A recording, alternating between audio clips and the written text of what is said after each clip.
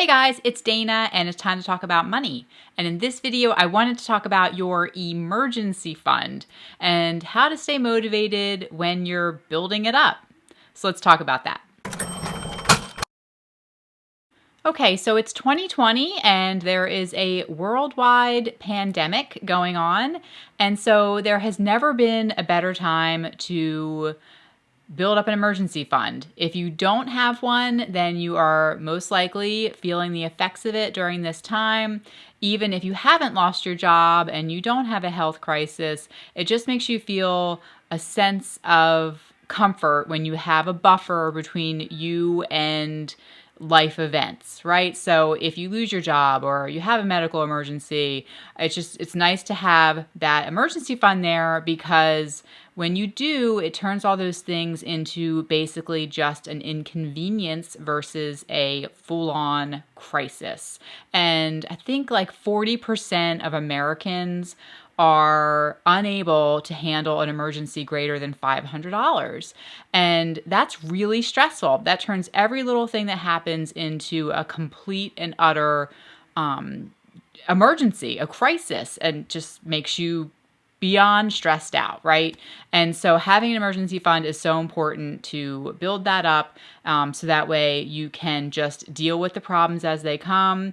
Or if you're having a health crisis, then it takes off the pressure of having to worry about how are we going to pay our mortgage while our loved one is in the hospital or sick or not working. And so it's just so important, right? We know it's so important. And if you are following the Dave Ramsey baby steps, then you know that baby step 3 is building up your emergency fund. And if you have spent time getting out of debt, which is baby step 2, which is certainly something that I recommend, and you are probably exhausted and you are feeling like, oh my gosh, we just spent all this time, living on beans and rice, sacrificing things, cutting our expenses to pay off all of our debt. And now we're finally at baby step 3, which is fantastic. But now we have to somehow find the energy to continue to be gazelle intense, as Dave Ramsey calls it, meaning that you are still running for your life.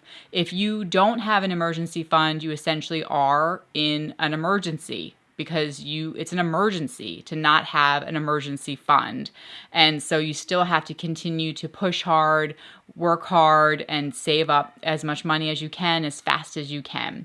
Most people, it takes them about 6 months to a year to build up a fully funded emergency fund, which is 6 months or 3 to 6 months of expenses. And for most people, that's going to be anywhere from $10,000 to $25,000.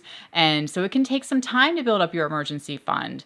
And you might be working extra jobs to help you do that quicker, or to do it as fast as you can. And it is just exhausting. It takes a lot of energy to continue to do it, but it is so important, because if you don't have an emergency fund and you have an emergency, then you're going to either go back into debt or you're going to pull money out of your retirement. And both of those things are really bad ideas and really bad financial decisions for your future self. So we want to avoid that at all costs and just make sure we have lower stress levels, because we know we have this padding, right? Now, for a lot of people, a $10,000 to $25,000 emergency fund, that amount of money is more money than they have ever seen anywhere in their lives, right? So where do you put your emergency fund? Where do you actually put that money as you're saving it? Well, your emergency fund should be liquid, meaning that you can get to it quickly. So you are not going to put it into an investment. And it should not be too easy to get either. So I definitely recommend putting your emergency fund into a separate bank account, savings account, than what you do your regular household expenses out of with your checking account. You don't want to have a savings account that's linked to your regular checking account, because it'll be too easy to transfer the money over and to spend it. So you want to put it into either a money market fund at a bank or a separate savings account, but the savings account should not be linked to a debit card that you can easily, or to a checking account on that debit card that you can usually go online and transfer it around and start spending it. So you want to be able to get access to it really quickly. It's not going to earn you a ton of interest. It's just going to sit there, because your emergency fund is essentially your insurance policy. It's an insurance plan against emergency situations. So it's not there as an investment. So put it into a separate account, not expecting it to earn a lot of money, and it's just going to be parked there. It's going to stay there and not do anything, but be there in case you need it. Okay, now how do you stay motivated to keep at it? Right? If it's going to take you a little bit of time, if it's going to take 6 months, a year, how do you keep yourself in the game?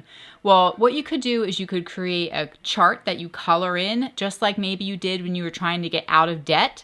You were probably coloring it in how much debt you paid off. Well, start coloring in how much you are saving, which has got to be even more fun than when you colored in how much debt you paid off. Every, $500 or $200 or whatever amounts are that you're putting in per week, per month, color it in, make it a family thing so you can see that little thermometer go up, and it's your money, it's your savings, and then that might help to motivate you. So try to think of things that you did to motivate during the debt payoff. You want to now convert it to be using maybe those same methods that motivated you during baby step 2 when you were paying off debt to motivate you to save, right? And this has got to be even more fun because you're saving, it's going into your account. This is money for you. You're not paying back anybody else. This is for your future, for your security, for you. Right? So make it all about you. You could even hang up, or instead of we hung up cards that we had between our dining room and living room and had a dollar amount. Every month we'd pull one card down when we were paying off debt, and we would crunch it up, smash it up, rip it up, stomp on it. Maybe instead of doing that, you want to add cards. We'd put up a new card every time we'd add, $1,000 or whatever. And so the string would get longer and longer until you reached your goal. So think of some way to visually see your progress as far as savings. Okay, now what I want to talk about here at the end is once you have your savings account saved, when should you use it? Well, you're probably like, well, duh, emergencies is what you just were saying. Well, yes, but what is an emergency? So your emergency fund is something that you need for unexpected events. So it might be a car if your car breaks down suddenly, unexpectedly, and you get in an accident and, your insurance, the coverage you get isn't a lot. You might need a new car right away to get to work. That might be an emergency. But if your car is aging and you know that it's on its last leg, then your emergency fund isn't necessarily for that new car purchase. You should have a separate account or what's called sinking funds to build up money for those things that you know are happening, right? So if you've got an older roof and you can see that it looks like it's in disrepair and the shingles are starting to fly off, then you probably should start saving in a sinking fund to replace your roof, and you would not use your emergency fund for that. But if a storm blew through and, your roof blew off and, you needed some money to get the roof on right away because it's raining in your house, then you would use your emergency fund. Or if you suddenly lost your job and it was completely unexpected, then of course you would need your emergency fund money.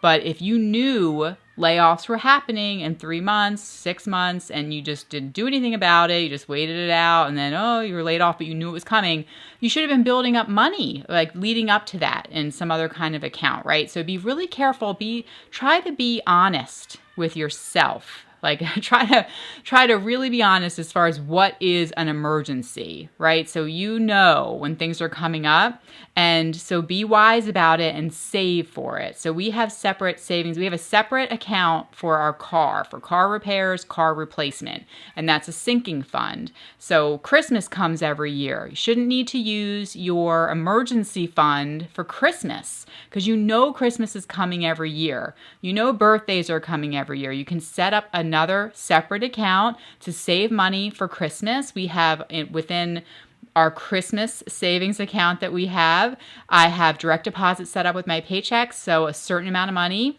$50 a paycheck, goes into the Christmas account. So by the time Christmas comes around, we have our fully budgeted amount for Christmas. And we definitely do not need to pull it out of our emergency fund. So once you have that emergency fund, that's why I talked about having it in some kind of accessible liquid location, but not too easy to get a hold of. Right? You want to be able to get a hold of it within a day, but it's not something that you just use because you just suddenly feel like you need something and you declare it to be an emergency. So be really careful with that you don't touch it at all unless it is a genuine need for that money, right? So try to think about what you do spend every year, what you might need.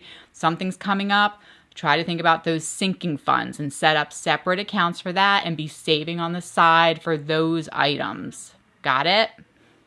Okay, so that's it, you guys. I hope that you are well. If it's your first time here, be sure to subscribe. I'm here every single week talking all about money. We're a family of 6 in the Philadelphia area. If you have any really creative ways to stay motivated to save your savings account when you're being, super intense, trying to get that saved up, then please leave them down below in the comments so we can all help each other come up with creative ways on how to do that. All right? Thank you guys so much for watching, and I'll talk to you next week. Bye.